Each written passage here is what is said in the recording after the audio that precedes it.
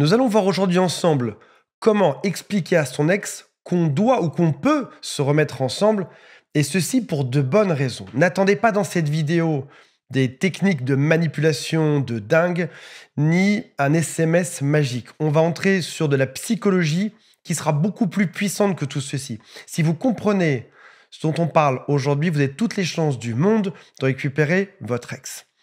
À savoir pour démarrer qu'une relation qui se termine est dévastatrice pour celui qui ne comprend pas. On parle bien d'un effondrement qu'on peut même ressentir parfois au plus profond de son corps. On a l'impression d'avoir comme une espèce de poids sur la poitrine, comme si la gravité terrestre était beaucoup plus forte sur nous. On se dit au fond de nous qu'on aime l'autre, que l'autre a priori nous aimait aussi, en tout cas c'est ce qui est dit il n'y a pas très longtemps de ça, et ça devrait suffire. Malheureusement, ça ne suffit pas et c'est de ça dont on va parler aujourd'hui. Comment faire pour renverser la vapeur? Avant de démarrer, si vous le souhaitez, abonnez-vous à cette chaîne. Il y a aussi un quiz qui s'appelle « Quelles sont mes chances de récupérer mon ex ?» Et si vous le souhaitez, toute mon équipe vous attend. Il y a un lien pour être rappelé qui est juste en dessous. Commençons par le commencement. Il y a tout d'abord ce que vous connaissez très bien qui s'appelle la phase de lune de miel, qui peut durer de quelques semaines jusqu'à quelques mois. Pendant cette phase, tout ce qu'on a de meilleur sort de nous. Un peu comme un vendeur de voiture qui voudrait te persuader que sa voiture est la meilleure, sa belle voiture d'occasion qui a seulement 150 000 km est la meilleure, et il cachera probablement un petit peu les défauts pour vous montrer que finalement, cette voiture est belle et c'est la meilleure occasion du monde. Vous arrivez sur ce marché un peu en seconde main également, voire même troisième main pour certains.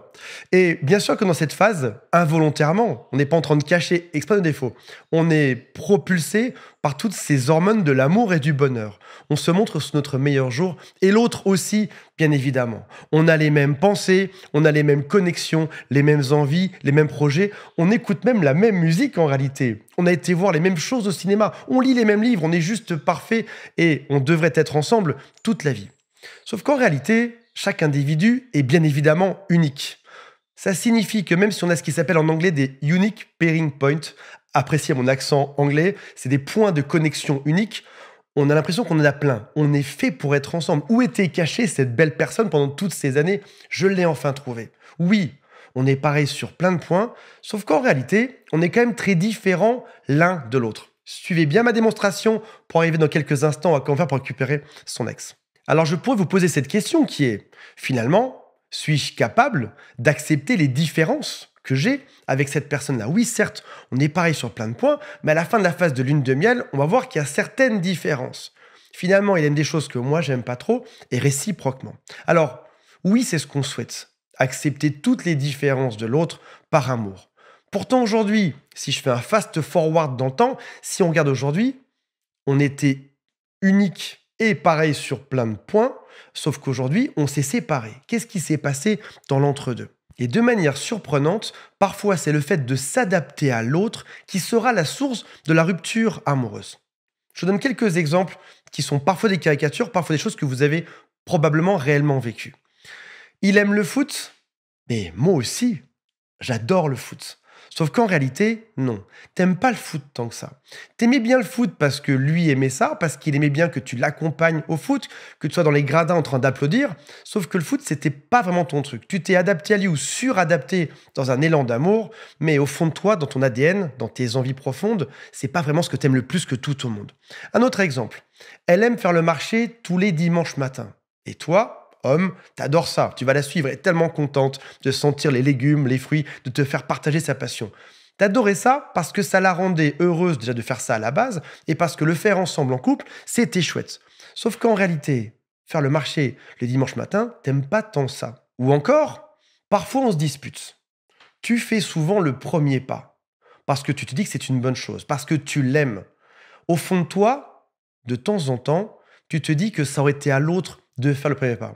Mais comme tu te dis plus intelligent, comme tu veux que ça se passe bien, comme tu l'aimes, tu as fait cet effort de t'adapter à l'autre pour faire un pas vers l'autre. Attention, je dis pas que c'est une mauvaise chose de faire le premier pas, sauf que au fond de toi, tu as gardé ça dans une forme d'empreinte, tu t'es dit je suis allé vers l'autre alors que j'aurais pas dû y aller. En gros, tu as mis en place une forme d'énergie en plus que celle que tu aurais dû fournir. Garde bien ce mot en tête, l'énergie, parce qu'on y arrive dans un instant. En réalité, une fois sur deux, c'est toi qui devais y aller pour t'excuser. Une fois sur deux, c'était à l'autre d'y aller. Tu arrives donc dans le couple à des comportements qui sont dits d'adaptation ou de suradaptation à l'autre, ou encore des comportements de rattrapage. L'autre a fait plus d'efforts, je vais me rattraper en faisant des efforts moi aussi.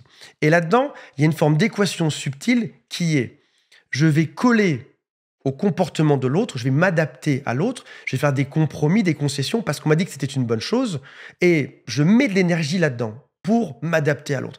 Et en échange de ces efforts en plus que je donne dans le couple, ce que j'attends de l'autre, c'est qu'il fasse aussi ce type d'effort pour s'adapter à moi.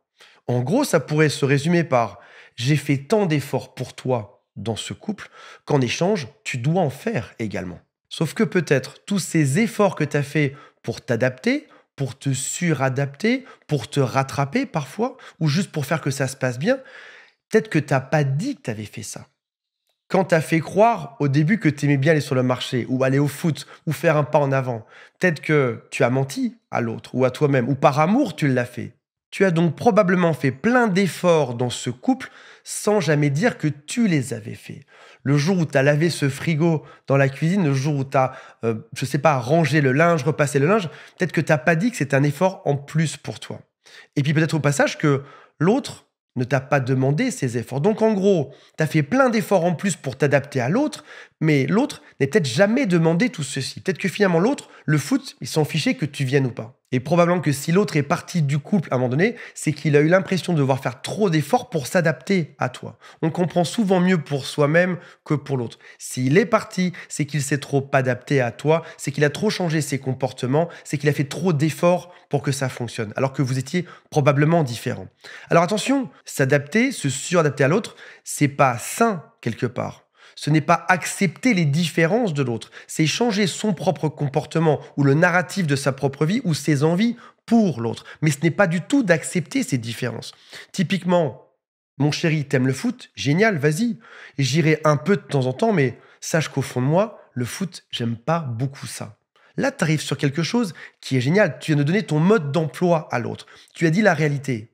J'y vais pour te faire plaisir, faire ce marché, aller au foot. Ou alors, j'ai fait un pas en avant pour résoudre cette dispute, mais au fond de moi, j'aurais aimé que ce soit toi qui viennes. Donc là, tu as donné ton mode d'emploi, tu as expliqué que tu avais fait un effort en plus par rapport à ce que tu aurais aimé faire ou par rapport à ton naturel. L'équation bizarre à comprendre, c'est que parfois, réduire ses efforts ou dire la vérité à l'autre lorsqu'on en fait, c'est quelque chose qui est extrêmement positif. Typiquement, le foot, c'est important. Tu cherches absolument une femme qui te suive là-dedans, trouve-en une autre. Moi, par défaut, je n'aime pas ça. Donc même en disant la vérité, tu gagnes du temps sur ce couple-là. Tu traînes pas 3 ans, 5 ans, 10 ans, 20 ans à faire des choses que tu n'aimes pas. Tu as juste dit la réalité sur toi. Je n'aime pas ça. Voici ce que j'aime, voici ce que je n'aime pas. Voici qui je suis en réalité.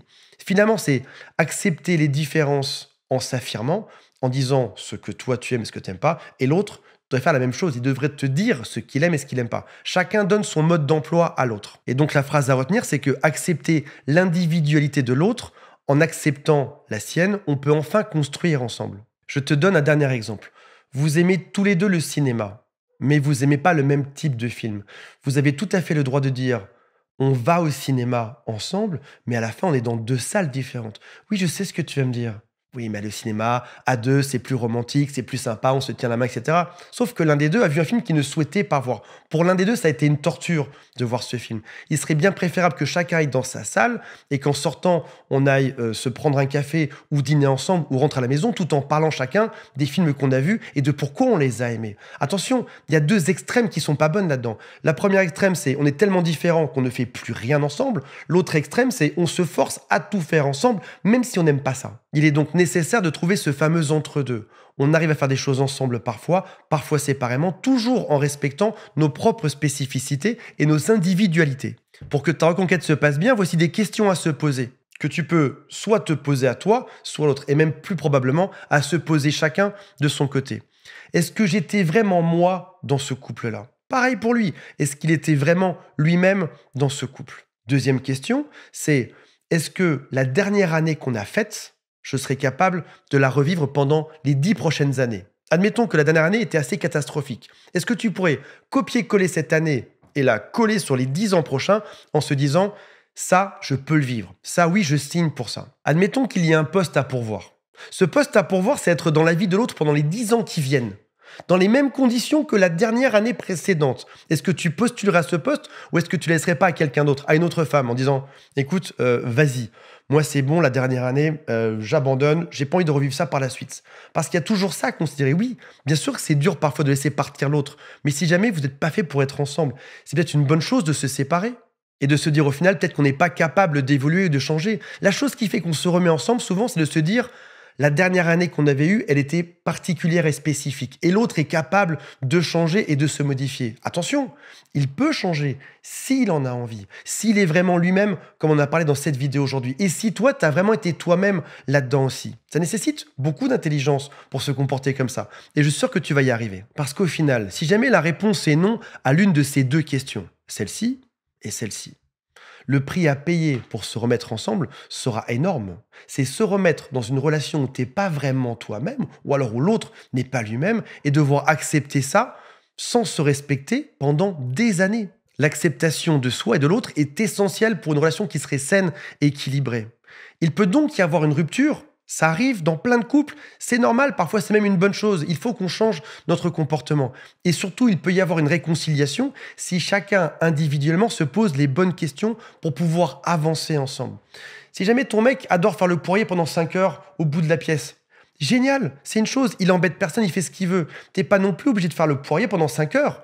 Il peut faire ça tant qu'il t'embête pas. Si maintenant il y a d'autres comportements qui viennent nuire à ta vie, qui font que tu dois changer ton comportement pour lui foncièrement et ne plus être celle que tu es, dans ce cas-là, c'est qu'il y a un problème.